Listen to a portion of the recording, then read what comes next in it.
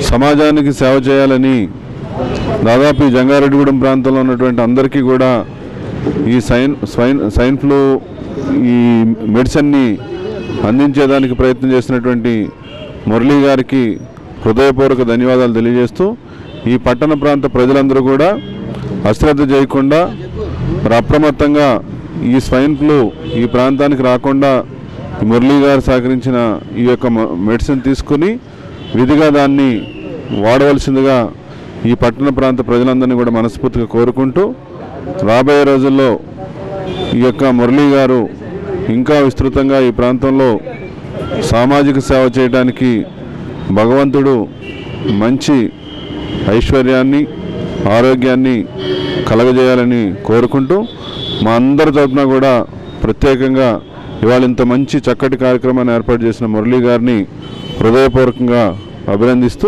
సెలవు తీసుకుంటాం. జంగారెడ్డిగూడెం కృష్ణ మహేష్ బాబు ఫ్యాన్స్ అభిమానులు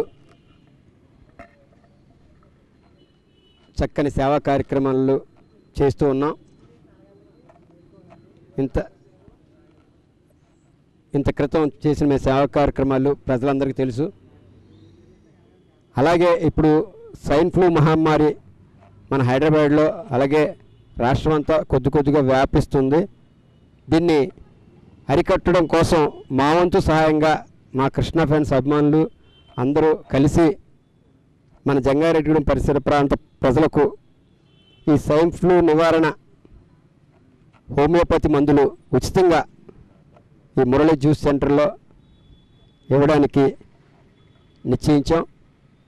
ఈ స్వైన్ ఫ్లూ నివారించాలంటే మన చేతుల్లోనే ఉంది. మనం శుభ్రంగా చేతులు కడుక్కొని ఏ కార్యక్రమం చేసినా సరే శుభ్రంగా చేతులు కడుక్కోవాలి. దగ్గినప్పుడు కానీ తుమ్మినప్పుడు కానీ చేతులు అడ్డం పెట్టుకోవాలి, కర్చీఫ్ అడ్డం పెట్టుకుని పక్కవారికి ఏ విధమైన ఈ క్రిములు వెళ్లకుండా మనం జాగ్రత్త తీసుకుంటే ఎవరికి స్వైన్ ఫ్లూ దరిచేరకుండా ఉంటుంది.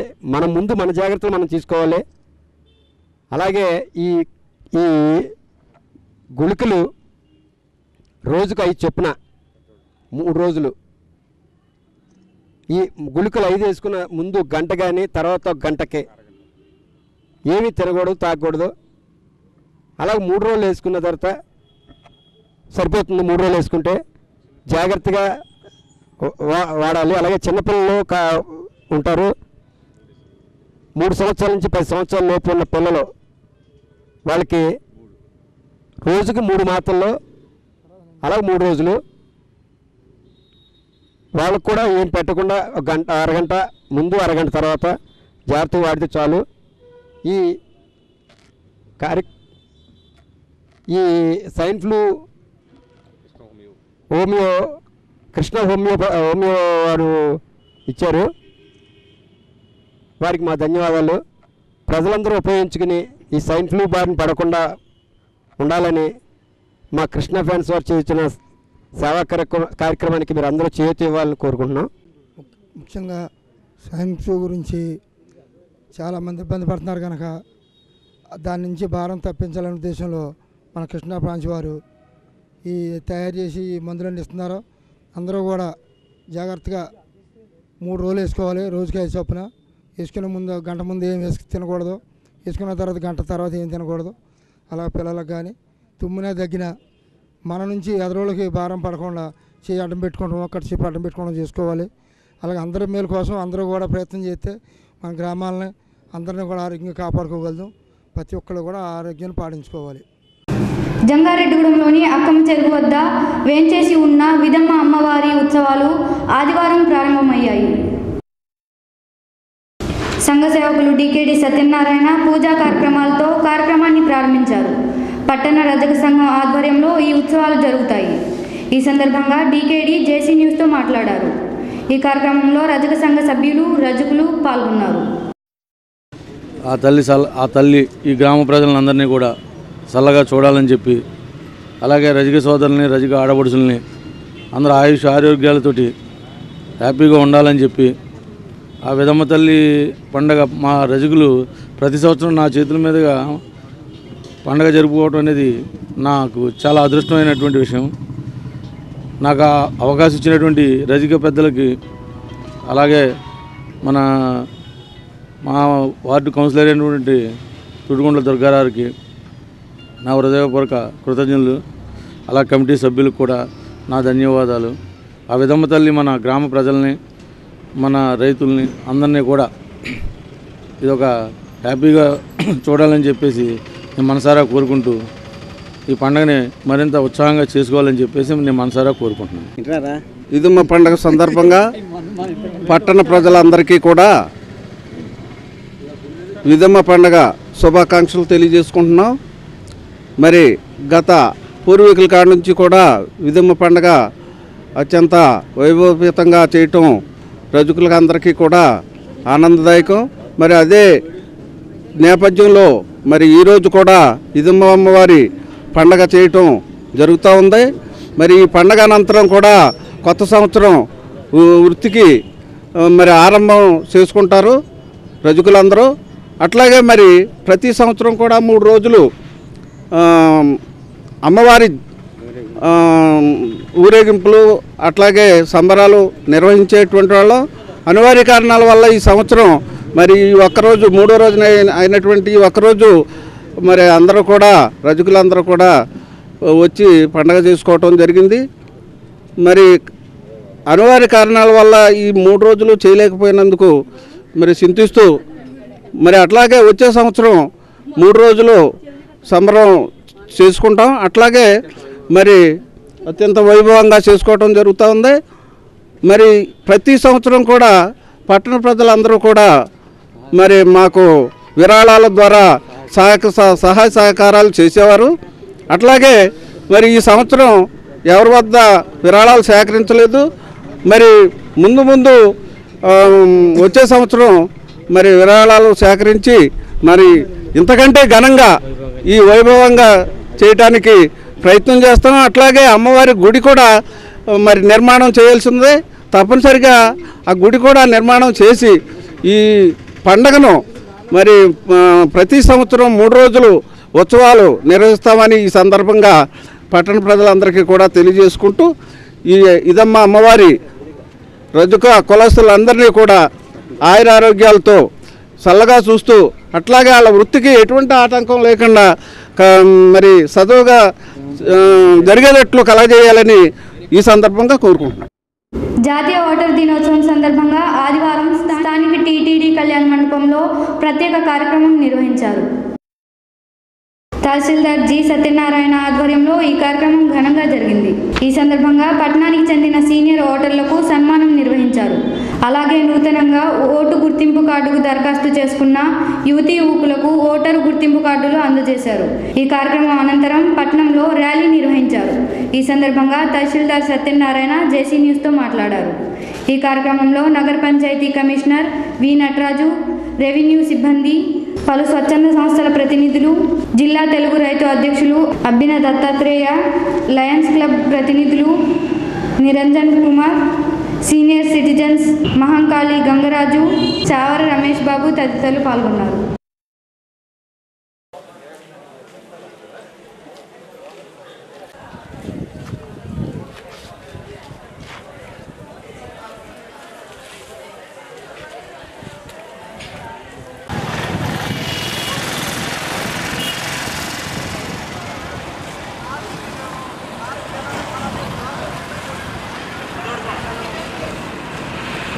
5వ దినోత్సవ కార్యక్రమాన్ని మరి ఈరోజు జంగారెడ్డిగూడెం మన తహసీల్దార్ కార్యాలయం వద్ద నిర్వహించుకోవడం జరిగింది.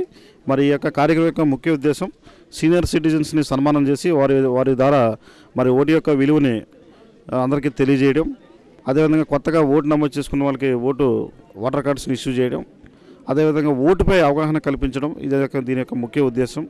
ఈ కార్యక్రమాన్ని మరి లయన్స్ క్లబ్ ఆధ్వర్యంలో లయన్స్ క్లబ్ వారు మాకు సహకరించారు ఈ కార్యక్రమం నిర్వహించడానికి. వారికి ప్రత్యేక ధన్యవాదాలు తెలియజేస్తున్నాం. ఈ కార్యక్రమంలో పార్టిసిపేట్ చేసిన అందరూ మున్సిపల్ కమిషనర్ గారు, అదేవిధంగా సిటీ కేబుల్ ఎండి శ్రీనివాస్ గారు, మొత్తం మిగిలిన ప్రజలు, పౌరులు అందరికీ కూడా ప్రత్యేక ధన్యవాదాలు తెలియజేస్తున్నాం. ఈ కార్యక్రమంలో ముఖ్యంగా విద్యార్థులు చైతన్య టెక్నో స్కూల్ నుంచి పార్టిసిపేట్ చేసి ఈ కార్యక్రమాన్ని విజయవంతం చేయడం జరిగింది. ఈ కార్యక్రమం ఇంకా రకరకాల కాంపిటీషన్స్ కండక్ట్ చేసిన విద్యార్థులందరికీ కూడా ప్రైజెస్ ఇవ్వడం జరిగింది. 10 సంవత్సరాలుగా రాష్ట్రం అధోగతి పాలైందని, చంద్రబాబు నాయుడు ముఖ్యమంత్రి అయిన తరువాత రాష్ట్రాన్ని ప్రక్షాళన చేస్తున్నారని జిల్లా పరిషత్ చైర్మన్ ముళ్లపూడి బాపిరాజు అన్నారు. ఆదివారం పట్టణంలోని పలు ప్రైవేటు కార్యక్రమాలకు హాజరైన ఆయన నగర పంచాయతీ చైర్పర్సన్ బంగారు శివలక్ష్మి ఇంటి వద్ద ఇచ్చిన తేనీటి విందులో పాల్గొన్నారు. ఈ సందర్భంగా ఆయన మీడియాతో మాట్లాడుతూ చంద్రబాబు నాయుడు వల్లే రాష్ట్రం సర్వతోముఖాభివృద్ధి చెందుతుందన్నారు. జిల్లాలో వైఎస్ జగన్మోహన్ రెడ్డి పెట్టబోయే దీక్షకు అర్థం లేదని, చంద్రబాబును విమర్శించే హక్కు ఎవరికీ లేదని ఆయన అన్నారు.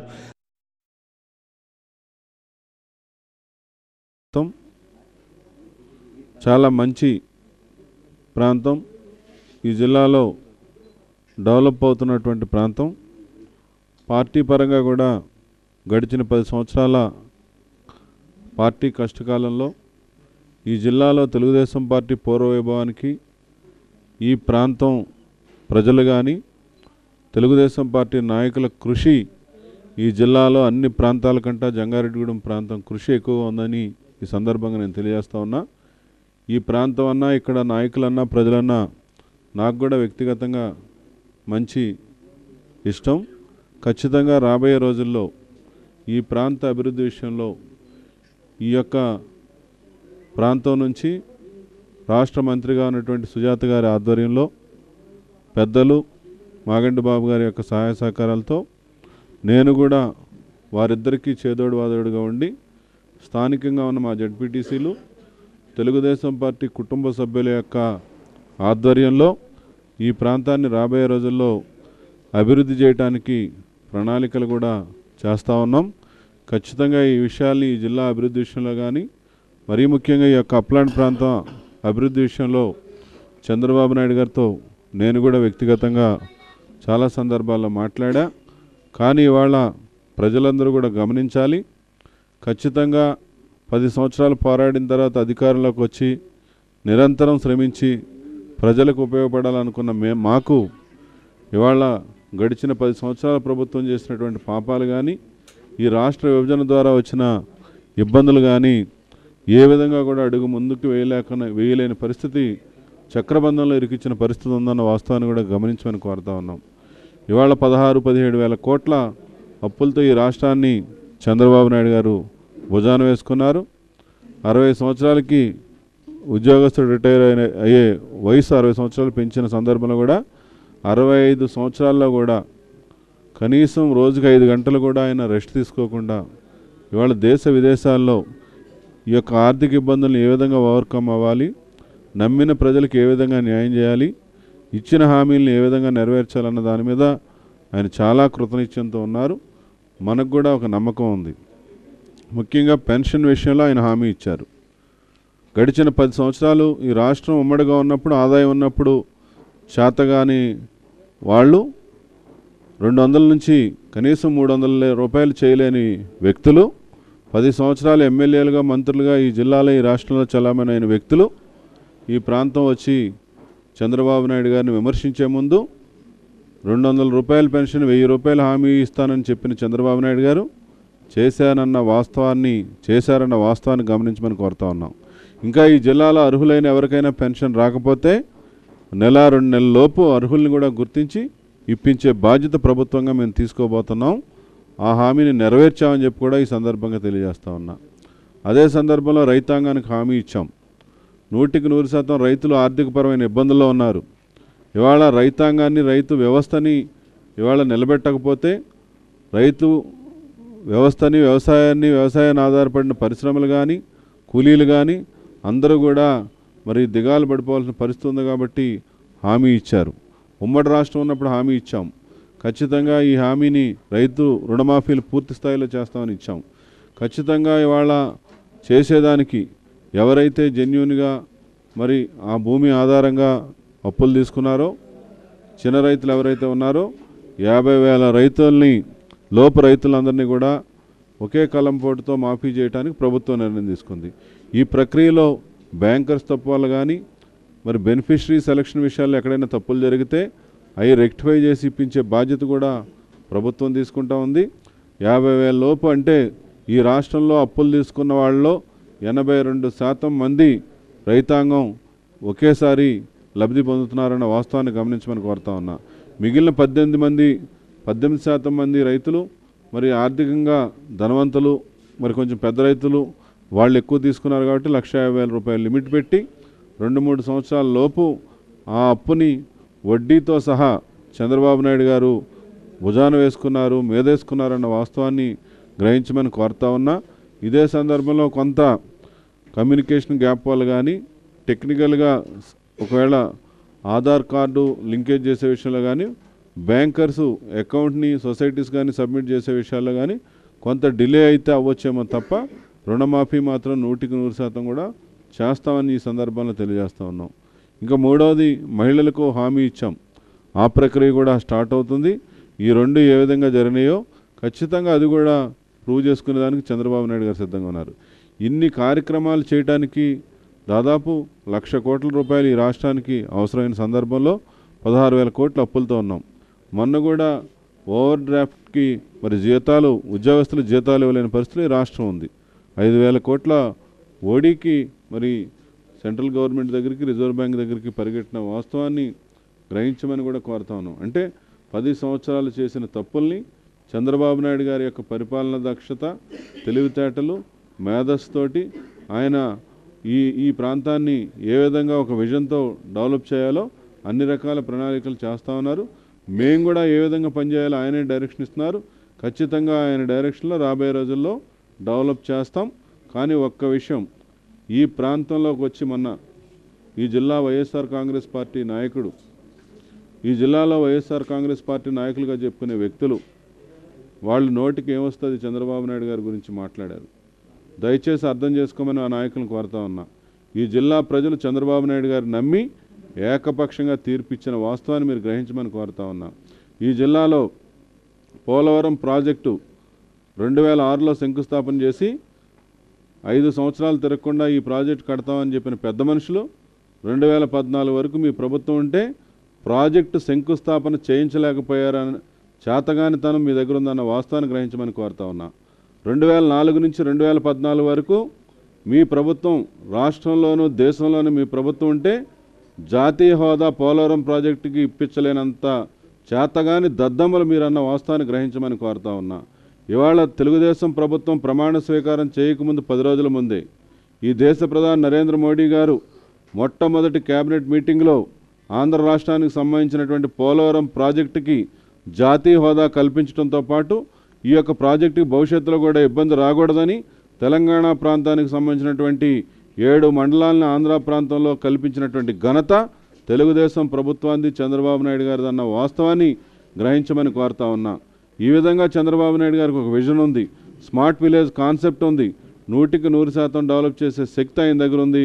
మీరు అనవసరంగా రాద్ధాంతాలు చేసి ఈ జిల్లాలో జగన్ను నిరాహార దీక్ష చేస్తాడంట, 2 రోజులు మౌన దీక్ష చేస్తాడంట. ఈ జిల్లాలో మౌన దీక్ష చేసే ముందు ఈ జిల్లాలో ఉన్నటువంటి వైఎస్ఆర్ కాంగ్రెస్ పార్టీ నాయకులు 10 సంవత్సరాల మీ అసమర్థత గురించి కానీ మీ పాలనలో జరిగినటువంటి తప్పుల గురించి కానీ బహిరంగంగా మేము వచ్చి ఒక వేదిక ద్వారా సవాల్ చేసి నిరూపించేదానికి సిద్ధంగా ఉన్నాం. ఈ 6 నెలల్లో మేము ఏం చేశామో అది కూడా పేపర్ మీద పెట్టి ఈ జిల్లా ప్రజానికానికి రాబోయే రోజుల్లో ఏం చేయబోతున్నాం కూడా దాని మీద కూడా పేపర్ మీద పెట్టి ఈ జిల్లా కోసం పాటుపడేదానికి మేమందరం కూడా కృతనిశ్చయంతో ఉన్నామన్న వాస్తవాన్ని నిరూపించడానికి సిద్ధంగా ఉన్నాం. అలాగే నగర పంచాయతీ చైర్పర్సన్ బంగారు శివలక్ష్మి మాట్లాడుతూ పట్టణ అభివృద్ధికి జిల్లా పరిషత్ నుండి నిధులు ఇవ్వవలసిందిగా చైర్మన్ బాపరాజును కోరారు. ఏపీ సెంటర్ నుంచి అండి శ్రీనివాసపురం రోడ్డు బైపాస్ వరకు కూడా మాకు ఎక్కువగా మాకు నిధులు ఇచ్చి ఈ రోడ్డు శాంక్షన్ చేయాలని కోరుకుంటున్నామండి. ఎందుకంటే గత ప్రభుత్వం 10 సంవత్సరాల వరగా 10 సంవత్సరాలకు ముందు వెనకబడి ఎన్నో సమస్యలు ఉన్నాయి కాబట్టి ఇవన్నీ కూడా దృష్టిలో ఉంచుకొని మాతోటి సహకరిస్తామని మీరు కోరుకుంటున్నాం. జిల్లా వైస్ చైర్మన్ మాట్లాడుతూ రాష్ట్రంలో నిధులు లేకపోయినా అభివృద్ధి పథంలో తీసుకువెళ్తున్న తమ నాయకుడు చంద్రబాబును విమర్శించడం తగదన్నారు. జడ్పీ అంటే ఇంతవరకు మాకు ఇంకా గ్రాండ్లే, మా జడ్పీలోనే గ్రాండ్ లేవండి. మా చైర్మన్ గారు కూడా ఏం చేస్తారు మరి, ఆయన కూడాను మేము అంతా కూడా వెయిట్ చేస్తున్నామండి. మొన్నే అమెరికా నుంచి వాళ్ళు వచ్చి మాకు ఏదో కొంచెం ఇవ్వడం జరిగిందండి. మా చైర్మన్ గారు అందరికీ కూడా మా జడ్పీటీసీలు అందరికీ కూడా 7 లక్షల కాడ పెట్టుకోమన్నారు. అవి చిన్న చిన్నవి పెట్టామండి. అలాగే ఎమ్మెల్యే గారు ఒక 4 రోడ్లు ఇచ్చారండి మాకు, సీసీ రోడ్లు, అవి ఒకటి పెట్టామండి. మా చైర్మన్ గారేమో గెస్ట్ హౌస్ పాతదేనండి, గెస్ట్ హౌస్ రాజేశ్వర గారు కట్టినప్పుడు గెస్ట్ హౌస్ కొంచెం రిపేర్లో ఉంది, దానికి 5 లక్షలు సెలెక్ట్ చేశారండి. అది ఒకటి స్టార్ట్ చేసామండి రిపేర్ చేస్తాకి. అలాగే జడ్పీటీసీ శీలం రామచంద్రరావు మాట్లాడుతూ మండలాన్ని అభివృద్ధి చేయడానికి జిల్లా పరిషత్ చైర్మన్ తమకు ఎంతగానో సహకరిస్తున్నారని అన్నారు. అనంతరం చైర్మన్ బాపిరాజును ఘనంగా సత్కరించారు. ఈ కార్యక్రమంలో టీడీపీ నాయకులు రాజాన సత్యనారాయణ, పెనుమర్తి రామ్కుమార్, నగర పంచాయతీ వైస్ చైర్మన్ అట్లూరి రామ్మోహన్ రావు, చిట్రోజు తాతాజీ, అభిని దత్తాత్రేయ, మద్దిపట్ల నాగేశ్వరరావు, అల్లూరి ప్రసాద్, కౌన్సిలర్లు బొబ్బర రాజ్పాల్ కుమార్, చాబత్తుల మరియా, లుట్టి రాజేశ్వరి, సంగడాల సుధారాణి, చింతల వెంకటేశ్వరరావు, బండారు లక్ష్మణరావు, కోలా కామేశ్వరి, మహిళా నాయకురాళ్లు అర్జుల లక్ష్మి, వీరమాచరణి ఉమాదేవి, నాయకులు జుజ్జు శ్రీనివాసరెడ్డి, పెసరగంటి జయరాజు, బవిరిశెట్టి మురళి తదితరులు పాల్గొన్నారు. ఈనాటి వార్తలు ముగించే ముందు ముఖ్యాంశాలు మరోసారి. జంగారెడ్డిగూడెంలో స్వైన్ ఫ్లూ హోమియో వైద్య శిబిరాన్ని ప్రారంభించిన జిల్లా పరిషత్ చైర్మన్ ముల్లపూడి బాపిరాజు, బంగారు శివలక్ష్మి.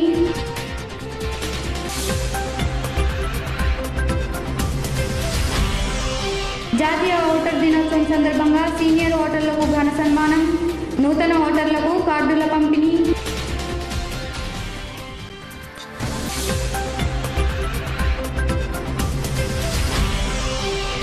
రాష్ట్రాన్ని అభివృద్ధి పథంలోకి తీసుకువెళ్తున్న ముఖ్యమంత్రి చంద్రబాబును విమర్శించడం తగదన్న జడ్పీ చైర్మన్ ముల్లపూడి.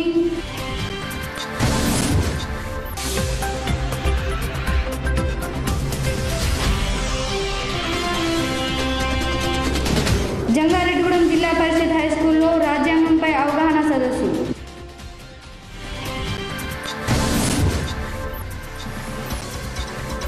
ఈ వార్తలు ఇంతటితో సమాప్తం. నమస్కారం.